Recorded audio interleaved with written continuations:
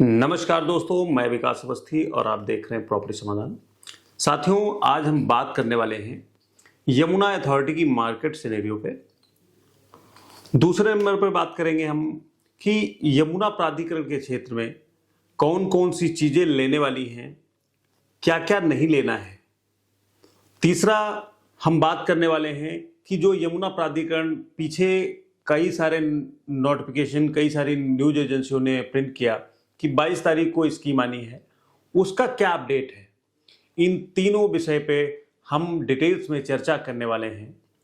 तो सबसे पहले मैं बात करता हूं जो यमुना अथॉरिटी की स्कीम थी उसकी। यमुना अथॉरिटी पीछे कई सारे डेट्स इन्होंने रखे, उसके बाद 22 तारीख फाइनल करी।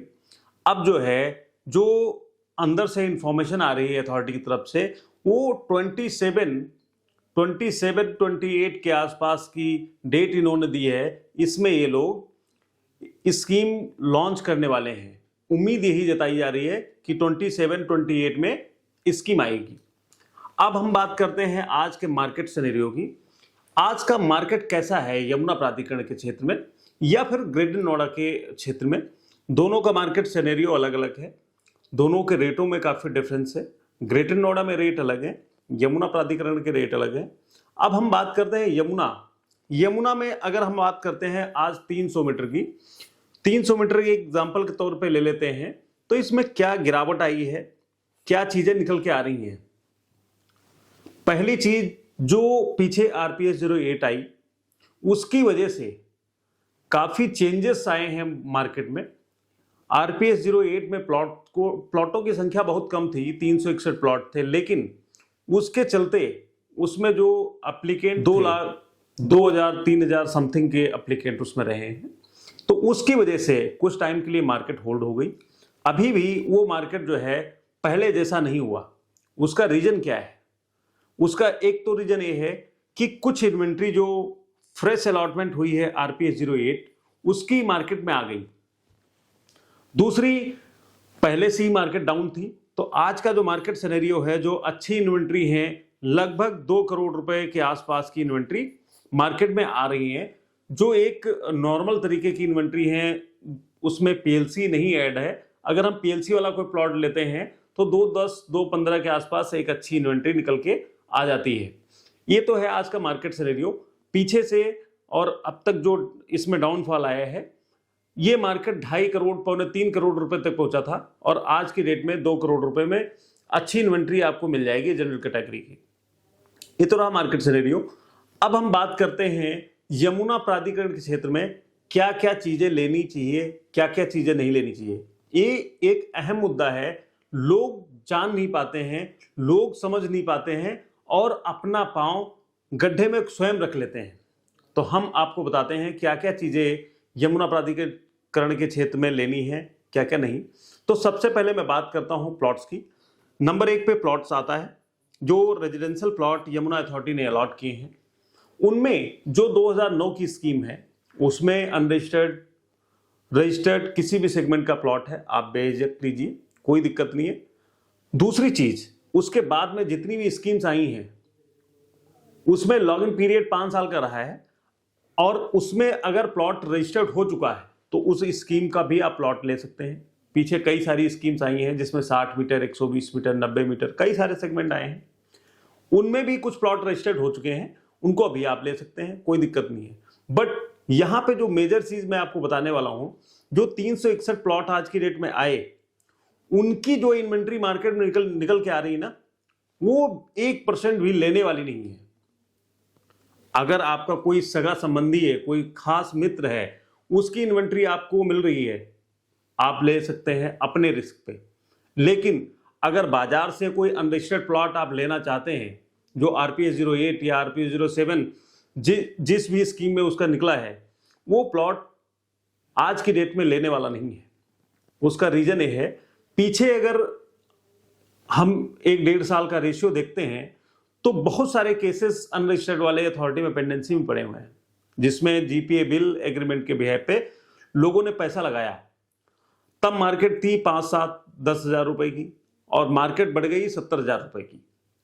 तो उसके बीच का जो गैप है उसको लोग हजम नहीं कर पाए। और बेईमानी पे उतारू हो गए। तो मेरे कहने का सिर्फ इतना मकसद है कि आप अपना पैसा सेफ जगह लगाएं, जहां पे आपका पैसा, आपका प्लॉट, आप सुरक्षित रहें।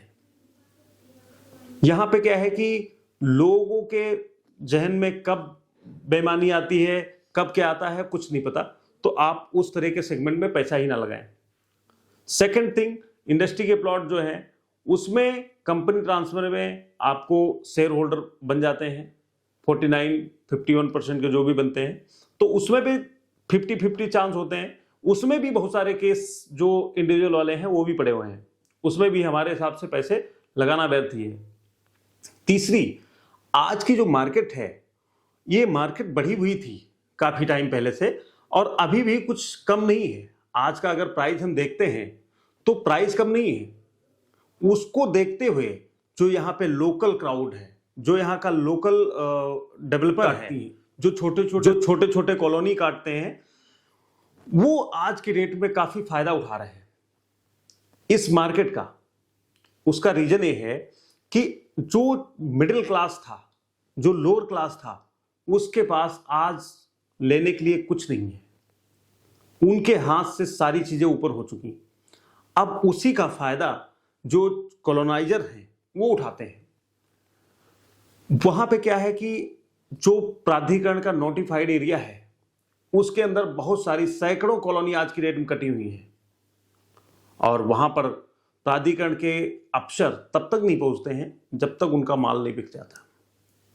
उनका माल बिकता है, उसके बाद वहां बुलडोजर चलता है, वहां डेमोलाइजेशन होता है, सारी चीजें होती हैं, लेकिन जब तक माल नहीं बिकता तब तक कुछ नहीं होता है। तो हमारे कहने का मतलब यह है कि आप उस जगह भी अपना पैसा ना लगाएं। सीधे शब्दों में अगर आपको मैं बताऊं तो आप अपना पैसा उस जगह लगाइए जहां पे आपके प्लॉट की रजिस्ट्री आपके नाम पे हो पाए, वो भी यमुना अथॉरिटी के क्षेत्र में ले रहे हैं तो वो भी यमुना अथॉरिटी के दफ्तर में। अगर वहां से आपकी रजिस्ट्री हो रही है, आपका ट्रांसफर हो रहा है, दैट मीन्स सारे पेपर ओके हैं, कोई दिक्कत नहीं है।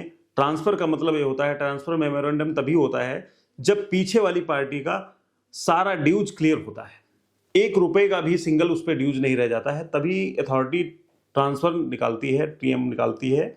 तो उस केस में क्या होता है, उसमें सिर्फ पेपरों की जांच पड़ताल करनी होती कि पेपर पूरे हैं कि नहीं है। जैसे सबसे पहला अलॉटमेंट, एलोकेशन, पोजीशन, आपकी लीज डीड, इन 3-4 पेपरों के अलावा लीज प्लान, छोटे मोटे पेपर जो रसीद वगैरह जमा हुई है, चालान वगैरह जमा हुए हैं, वो सारी चीजें, और उसके अलावा कोई पेपर नहीं होते हैं। ये सारी चीजें आप देख लीजिए, दैट मीन्स ओके। अब क्या होता है, जो कॉलोनी काटते हैं वो एग्रीकल्चर लैंड होती है, उनकी रजिस्ट्री होती तहसील में, जबकि जो रेजिडेंशियल प्लॉट है यमुना अथॉरिटी के क्षेत्र में कर रहे हैं तो यमुना अथॉरिटी के सेगमेंट में कर रहे हैं तो यमुना अथॉरिटी से रजिस्ट्री होनी चाहिए।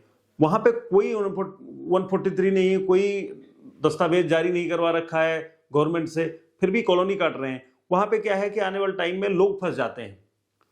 वो प्लॉट सस्ते होते हैं, वो आपको 10,000 रुपए गज में दे देंगे, 12,000 रुपए गज में दे देंगे, 100 गज का प्लॉट 10-12 लाख रुपए मिल जाता है। आदमी इजी वे में ले भी लेता है और फंस जाता है।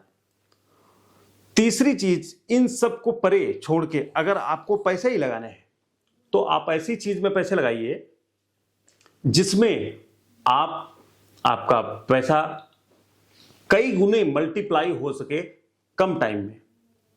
वो ऑप्शन एक ही है, यमुना प्राधिकरण के क्षेत्र में एग्रीकल्चर लैंड। एग्रीकल्चर लैंड एक ऐसा इन्वेस्टमेंट है जिसमें आप पहले दिन काउंट कर सकते हैं कि कितना पैसा आने वाले टाइम में हमारे पास आना है। वहां पे सबसे अच्छी बात क्या है कि कोई बायर आपको ढूंढना नहीं है, मार्केट से हमें कोई लेना देना नहीं है। मार्केट चाहे डाउन जाए चाहे ऊपर जाए, उससे हमें कोई फर्क नहीं पड़ता। गवर्नमेंट जो रेट डिसाइड किया वही हमें मिलना है। उसमें आज की डेट में आपको 22.5-23 लाख रुपए बीघे से लैंड स्टार्ट हो जाती है। एक अच्छी लैंड जिसका ट्रांसफर, जिसकी रजिस्ट्री, जिसका म्यूटेशन, सारी चीजें आपके नाम पे होंगी, जिसके सारे दस्तावेज क्लियर होंगे, जमीनों का टाइटल बिल्कुल नीट एंड क्लीन होगा। अगर आप जनरल कैटेगरी से हैं तो जनरल की जमीन मिलेगी, अगर आप SC कैटेगरी से हैं, SC ST से हैं, तो उस कैटेगरी की भी जमीन अवेलेबल होती है। तो दोस्तों यहाँ पे क्या है, एग्रीकल्चर में फायदा क्या है? सबसे बेनिफिशियल चीज ये है कि एक तो यमुना अथॉरिटी उसका कंपनसेशन देती है, उसके बाद में 7% किसान कोटे का प्लॉट भी देती है, जो कि पुश्तैनी गैर पुश्तैनी पहले चल रहा था, 2012 से 23 तक चला है। 2023 सितंबर में इस चीज को क्लेरिफाई किया गया यमुना अथॉरिटी द्वारा कि जो पुश्तैनी और गैर पुश्तैनी हैं, इनको दोनों को खत्म किया जाए। तो सितंबर 23 का नोटिफिकेशन यमुना अथॉरिटी की साइट पे, दैनिक जागरण, अमर उजाला, हिंदुस्तान टाइम, सब में ये नोटिफिकेशन है कि ये पुश्तैनी और गैर पुश्तैनी सभी चीजों को सामान्य कर दिया गया है, सभी को खत्म कर दिया गया है। तो वहां पे क्या है कि आज की डेट में अगर आप इन्वेस्टमेंट कर रहे हैं, अगर आप कोई 5 बीघे प्लॉट ले रहे हैं, तो 350 गज का प्लॉट आपको यमुना अथॉरिटी डेवलप करके किसी एरिया में देगी। पैसे का डबल तो वैसे ही हो रहा है। ये जो 350 गज का प्लॉट आपको मिलेगा, ये आने वाले टाइम में आपको रिटर्न के नाम पे बेहतरीन रिटर्न देगा, बेहतरीन। आने वाले टाइम में प्लॉटों की कीमतें भी बढ़ रही हैं, धीरे धीरे बढ़ती ये जो है ना लाखों रुपए मीटर पहुंच जाएगा। जब तक आपको चीजें मिलेंगी तब तक मार्केट काफी ऊपर जा चुका होगा। तो यहाँ पे इस एग्रीकल्चर लैंड में काफी ज्यादा फायदा रहेगा। यहाँ पे हमारे पास लैंड जो अवेलेबल है 6 बीघे, 9 बीघे, 7 बीघे, 11 बीघे, ये 4 टुकड़े हमारे पास हमारी अपनी कंपनी के नाम पे लिखी हुई लैंड है, जिसमें आपको 12 साल, 43-45, 75 साल, आपको 70-75 साल तक का रिकॉर्ड हम निकलवा के देंगे।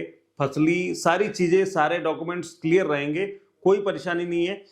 आप यमुना प्राधिकरण, ग्रेटर नोएडा प्राधिकरण, किसी भी प्राधिकरण से रिलेटेड कोई क्वेरी है, कोई क्वेश्चन है, किसी प्रॉपर्टी में आप जाना चाहते हैं, चाहे वो रेजिडेंशियल हो, कमर्शियल, इंडस्ट्री, एग्रीकल्चर, आप मुझसे संपर्क कर सकते हैं। मेरा नंबर है 9999920006। दोस्तों, एग्रीकल्चर का खास ख्याल रखिए, इसमें आपको सबसे ज्यादा बेनिफिट मिलने वाला है। मैं आपसे फिर से कहूंगा, एग्रीकल्चर से ज्यादा किसी भी सेगमेंट में आज की डेट में प्रॉफिट निकल के नहीं आ रहा है। तो दोस्तों, इन्वेस्टमेंट करने से पहले एक बार इस वीडियो को जरूर देखिए। दोस्तों, मैं किसी और वीडियो में मिलूंगा किसी अन्य इंफॉर्मेशन के साथ। आप देखते रहिए प्रॉपर्टी समाधान। धन्यवाद।